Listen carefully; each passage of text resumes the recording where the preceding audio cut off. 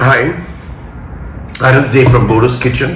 What I try and do is publish one dish each month, and I've done 2 successive or maybe 3 successive non-veg, and some of my friends who are vegetarians said, "Can we have something veg?" And as you know, I just don't want to cook for the sake of cooking. I like to figure out certain dishes, and I was talking to a friend of mine in Hong Kong, Dr. Bordo, and I said, what kind of a vegetarian dish that I can make, and I want to make something from Assam. Then we debated because most of the dishes I've already published, and we debated for some time. Then he says, "Why don't you do a bottle gourd kofta?" And I'm like, seriously, is it an Assamese dish? And then we discussed that, and the fascinating thing came about even with the bottle gourd kofta or Lauki kofta. That's what I'm making. But before that, let me just narrate that surprising bit.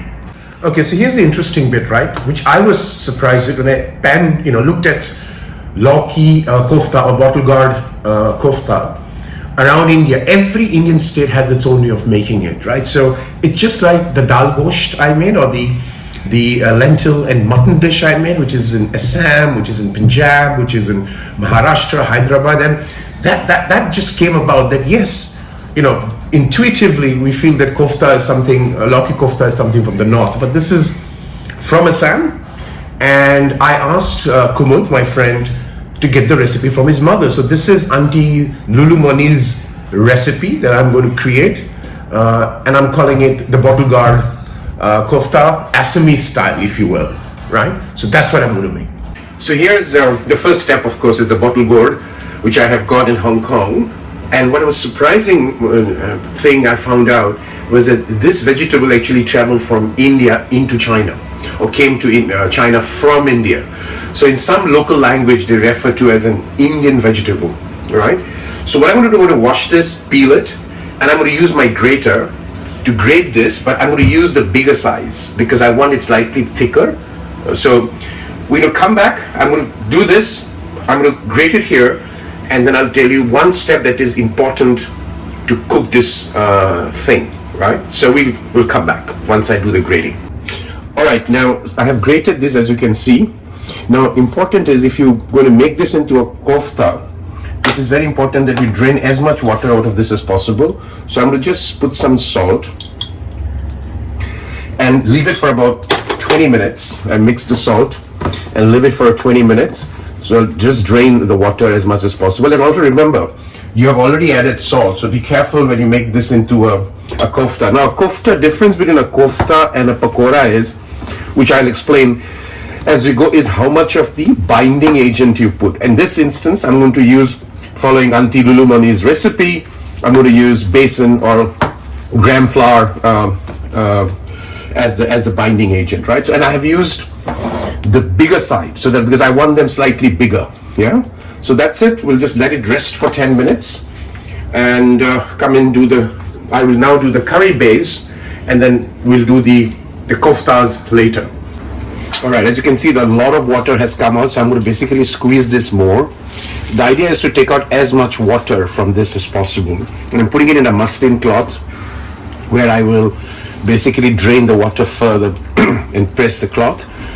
This makes the kofta more, it doesn't become mushy, right? So that's why taking this water out is extremely important. And I'm not going to throw the water. Because it's already salty, so I'm going to use that in the curry, right? Once I do this, I'm going to basically take out more of this water from this, using this muslin bag and squeezing it. I'm going to squeeze the water with this muslin bag. You can see, the drier you can get it, the better it is, right? So I'm going to take as much effort I can to take out as much of water that I could drain from this, right? And I'm going to keep that water. Remember that water already has salt, so I can use it as a curry, but be careful, sometimes they can get bitter. So just taste the water so that it's not bitter, yeah? All right, so I have taken the water out of the bottle gourd. Now I'm going to make the base for the kofta. Now, mind you, kofta is not a pakora, which in English would be a fritter.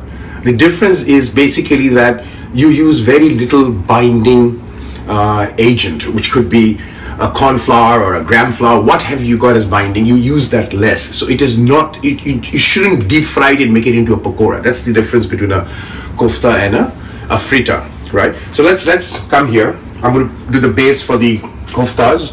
I'm going to add some 2 chopped chili that goes in, a little bit of baking soda powder, very little,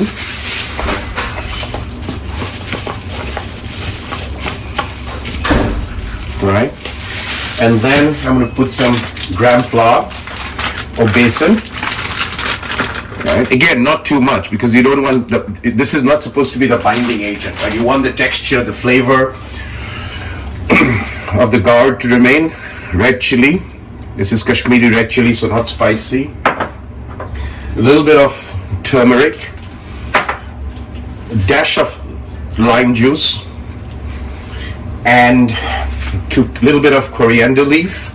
Remember, I'm not putting salt there because the salt, it was already drenched in salt, right? So, and a tablespoon of ginger garlic paste, right?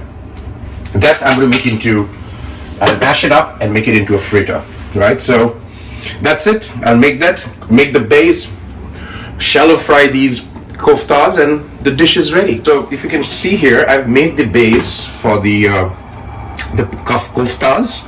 I've got about 5 tablespoons. I'm going to do shallow frying, not deep frying. Bringing up to the heat, and then I'll just make the koftas. They're typically flatter, not round, and I'll just fry them all. So my oil is heated up. So I'm going to just make the koftas and slowly place them there. Not put too many at one go, otherwise the heat dissipates. Again, there's nothing to be about very shape or something, so that's it. And you're going to come back and fry this, and you're going to do the curry and the base and mix it up together. Use this oil that I had used with to fry the fritters instead of wasting the oil. So that's been done. So the oil is already hot. I'm going to add, it's a very simple base, ginger, garlic, green chili. I'm going to let that fry. The base it has to be a little bit liquid so that the koftas absorb it.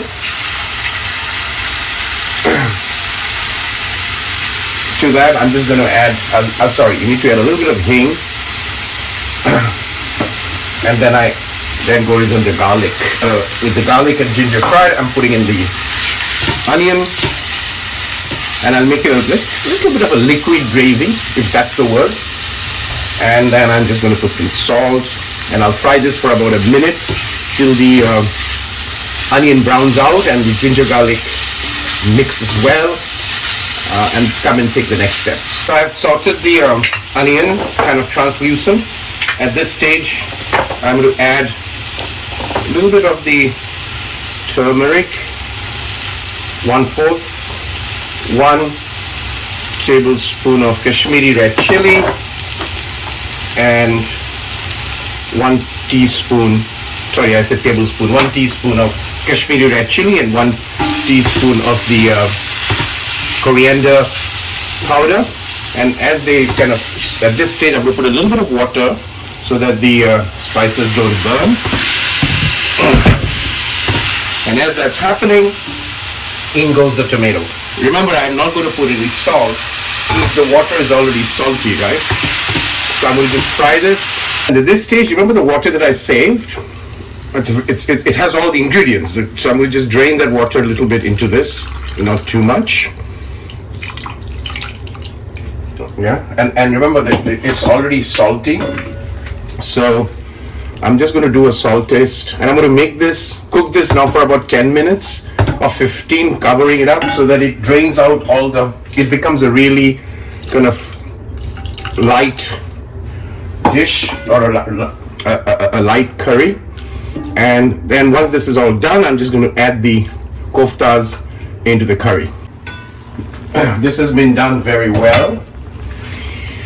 At this stage, what I'm going to do is I'm gently put the koftas, and I'll not cook it again. I'll just cover it up and let the koftas absorb the the juice of the curry. Stir it a bit. And there is your, I'm not going to cook this anymore. I'm just going to cover it and switch it off. And that is another dish from Bordo's kitchen.